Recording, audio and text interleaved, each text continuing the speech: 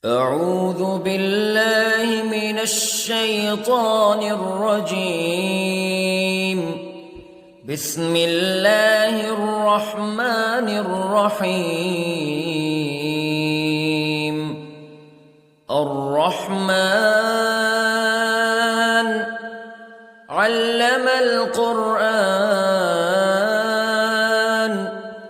خلق الإنسان علمه البيان.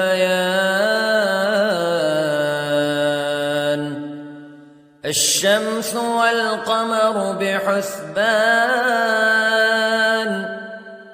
والنجم والشجر يسجدان والسماء رفعها ووضع الميزان ألا تطغوا في الميزان وأقيموا الوزن بالقسط ولا تخسروا الميزان. والأرض وضعها للأنام فيها فاكهة والنخل ذات الأكمام والحب ذو العصف والريحان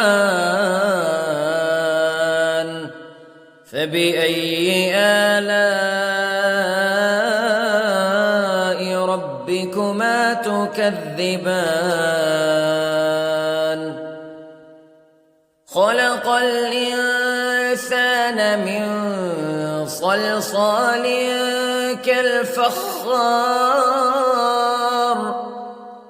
وخلق الجان من مارج من نار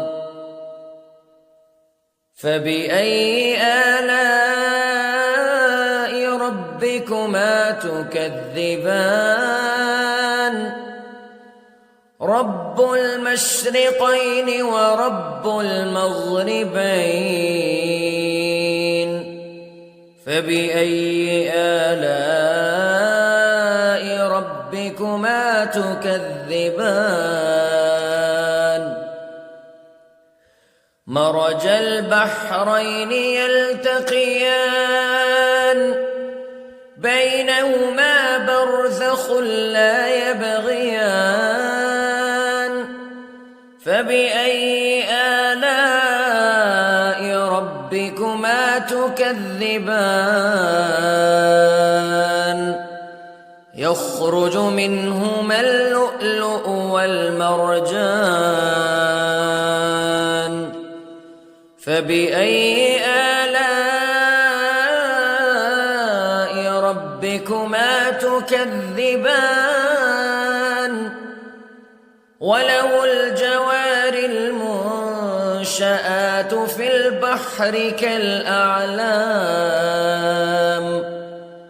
فبأي آلاء ربكما تكذبان. كل من عليها فان ويبقى وجه ربك ذو الجلال والإكرام فبأي آلاء ربكما تكذبان.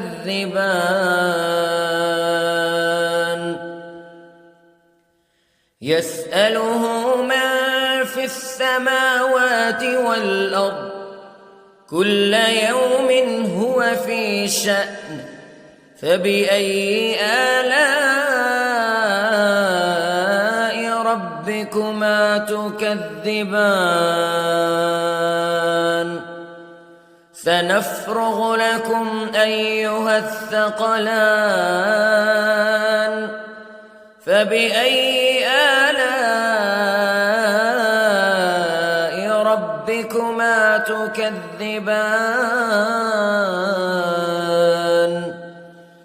يا معشر الجن والإنس استطعتم أن تنفذوا من أقطار السماوات والأرض فانفذوا لا تنفذون إلا بسلطان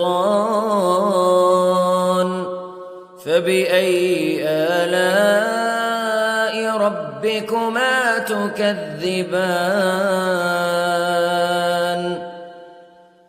يرسل عليكما شواظ من نار ونحاس فلا تنتصران فبأي آلاء ربكما تكذبان فإذا انشقت السماء فكانت وردة كالدهان فبأي آلاء ربكما تكذبان فيومئذ لا يسأل عن ذنبه إنس ولا جان فبأي آلاء ربكما تكذبان يعرف المجرمون بسيماهم فيؤخذ بالنواصي والأقدام فبأي آلاء ربكما تكذبان هذه جهنم التي يكذب بها المجرمون يطوفون بينها وبين حميم آن فبأي آلاء ربكما تكذبان ولمن خاف مقام ربه جنتان فبأي آلاء ربكما تكذبان ذواتا أفنان فبأي آلاء ربكما تكذبان فيهما عينان تجريان فبأي آلاء ربكما تكذبان فيهما من كل فاكهة زوجان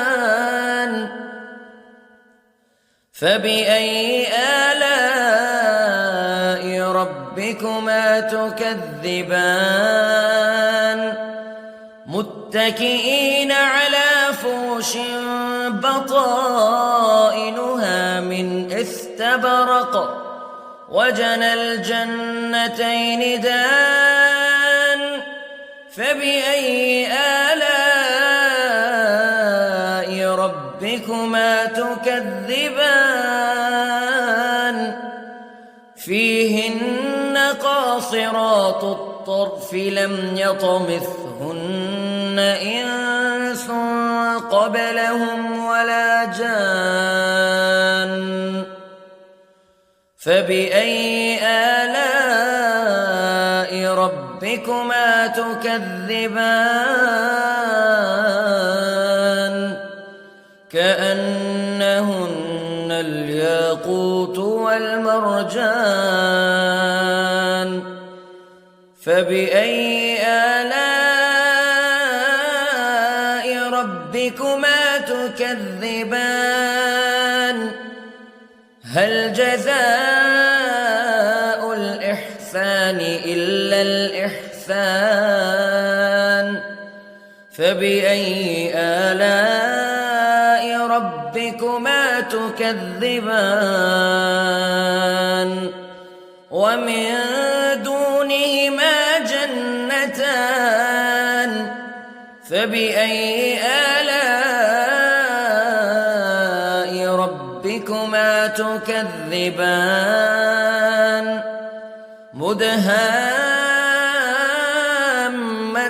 مدهامتان فبأي آلاء ربكما تكذبان فيهما عينان نضاختان فبأي آلاء ربكما تكذبان فيهما فاكهة ونخل ورمان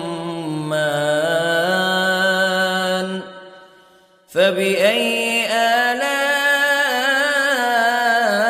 ربكما تكذبان فيهن خيرات حسان فبأي آلاء ربكما تكذبان حور مقصورات في الخيام فبأي آلاء ربكما تكذبان لم يطمثهن إنس قبلهم ولا جان فبأي آلاء ربكما تكذبان متكئين على رفرف خضر وعبقري حسان فبأي آلاء ربكما تكذبان